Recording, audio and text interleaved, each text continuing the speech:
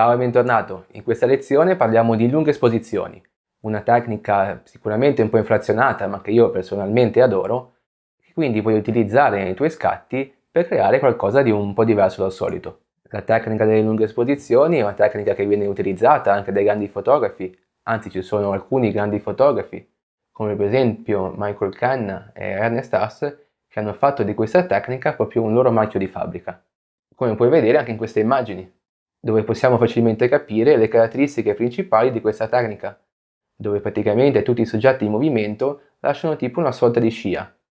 Una scia proprio che regala una sensazione di movimento all'intera immagine. Ovviamente un'altra caratteristica imprescindibile è che i soggetti fermi devono essere completamente a fuoco, a meno che tu non voglia creare veramente qualcosa di molto creativo. Ovviamente questa tecnica è in stretta correlazione con il tempo di esposizione scelto e la velocità del soggetto. Più la velocità del soggetto è elevata, più è facile ottenere una fotografia con lunghe esposizioni, come per esempio in questo mio scatto. E ovviamente minore è la luminosità presente in scena, più lungo sarà il tempo di scatto e più facile sarà ottenere delle lunghe esposizioni.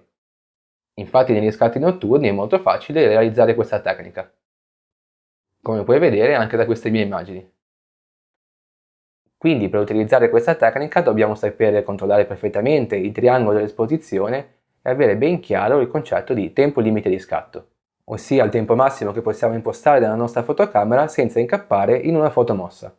Ma il più delle volte, in condizioni di molta luce, quindi di giorno, è molto difficile realizzare questa tecnica. Innanzitutto perché non abbiamo tanta possibilità di composizione, perché o aumentiamo tanto il diaframma e quindi riduciamo enormemente la profondità di campo, oppure aumentiamo l'ISO rovinando l'immagine con il rumore digitale.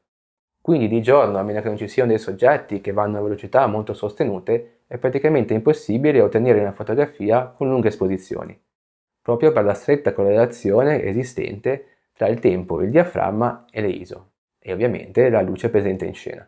Quindi come fare in queste circostanze? Semplicemente utilizziamo il filtro ND. Il filtro ND, non so se ti ricordi, è quel filtro che abbiamo visto precedentemente, che presenta la superficie completamente oscurata, quindi puoi capire bene come la sua funzione principale sia proprio quello di attenuare la luce entrante. Quindi andiamo ad analizzare meglio questi elementi. Prima cosa, i filtri ND possono essere sia lastra e sia circolari, quindi verranno montati o sull'obiettivo con l'holder oppure direttamente sull'obiettivo avvitandoli.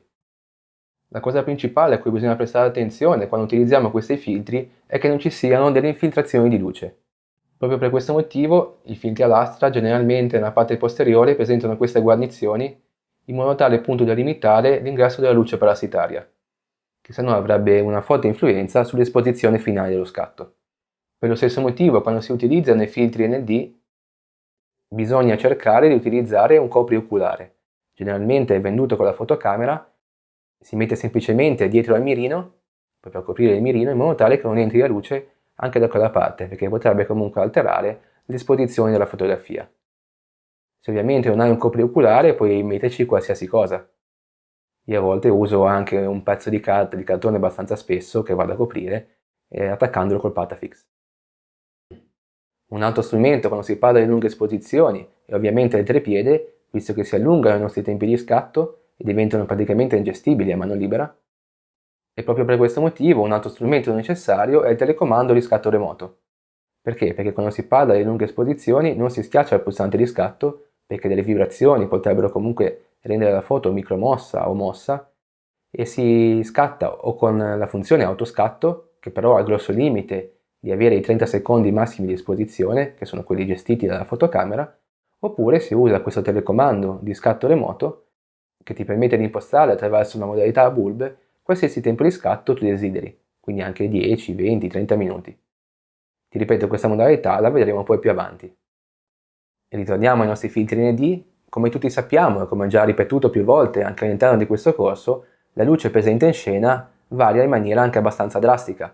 La luce del mezzogiorno non è uguale a quella del tramonto. E quindi non possiamo utilizzare lo stesso filtro se vogliamo fare una lunga esposizione al mezzogiorno e la vogliamo fare al tramonto. Proprio per questo motivo i filtri ND si differenziano in base al grado di assorbimento della luce. Come puoi vedere, sopra ogni filtro sono presenti delle piccole diciture. Quelle diciture rappresentano proprio il grado di intensità del filtro, il grado di assorbimento. Quindi per esempio abbiamo qua ND1000 con tra parentesi 3.0 e in fondo 10 stop. Quindi possiamo facilmente capire che questo filtro assorba 10 stop di luce. Ovviamente un altro concetto fondamentale quando si parla di filtri, ma era chiaro visto che è collegato al triangolo dell'esposizione, è il concetto di stop fotografico.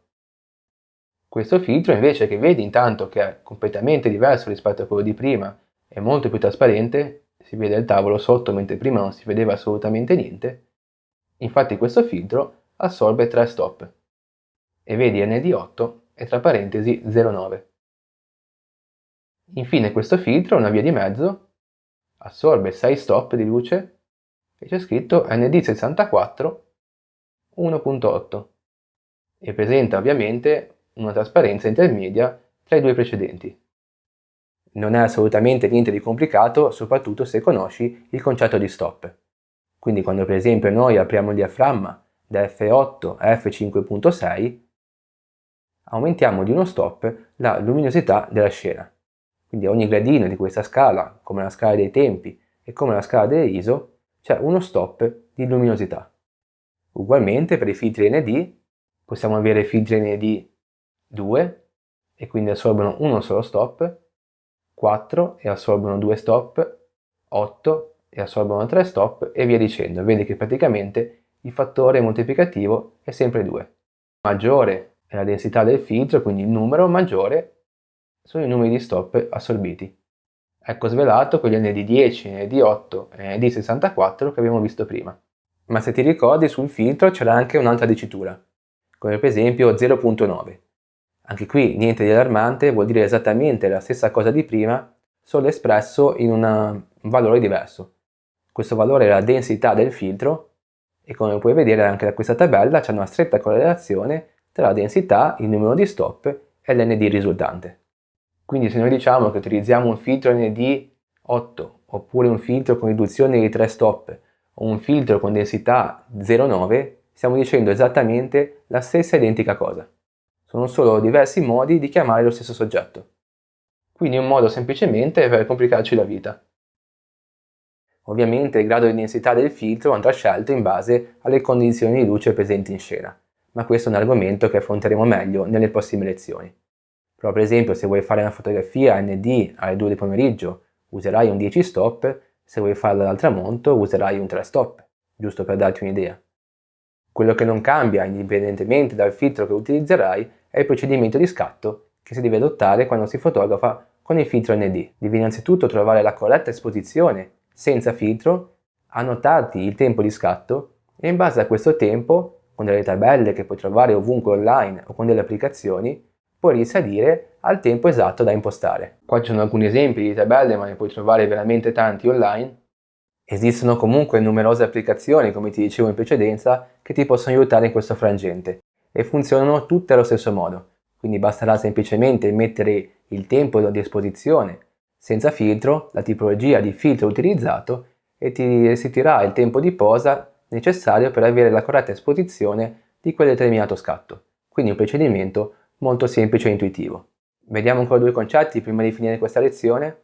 Ti accorgerai quando monterai i tuoi filtri ND, soprattutto quelli più densi, che sarà praticamente impossibile comporre e anche la messa a fuoco ovviamente della tua fotocamera sarà praticamente inutilizzabile. Quindi quando si pratica fotografia con le lunghe esposizioni, generalmente ovviamente si compone prima di mettere il filtro e soprattutto si mette la messa a fuoco sempre manuale, perché se no ti dicevo la fotocamera non riuscirebbe comunque a lavorare. Altre accortezze, come ti dicevo in precedenza, sono quelle di coprire il mirino con qualcosa per evitare che la luce entri e sempre per lo stesso motivo quando si usano le lastre, quindi si usa l'holder, bisogna mettere, magari si utilizzano più filtri, bisogna mettere il filtro ND nello slot più vicino all'obiettivo e le eventuali GND negli slot successivi, in modo tale da evitare il più possibile queste infiltrazioni di luce. Questi filtri si possono trovare praticamente ovunque, anche su Amazon c'è un vasto rifornimento, ovviamente il prezzo varia da poche decine di euro fino a qualche centinaio. E questo dipende essenzialmente dalla casa produttrice e dalla qualità del filtro. I top gamma sono i Nisi che però costano veramente tanto, e poi ci sono altre marche magari non professionali come per esempio l'Aida, ma anche i Gobi, questa qua non so come si pronuncia, ma ho sentito parlare veramente un gran bene. Bene, anche questa lezione giunge al termine. Abbiamo parlato di lunghe esposizioni, ponendo particolare attenzione alla classificazione dei filtri ND e a come sono composti.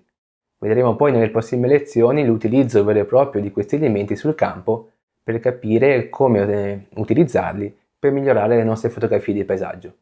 Ci vediamo nella prossima lezione.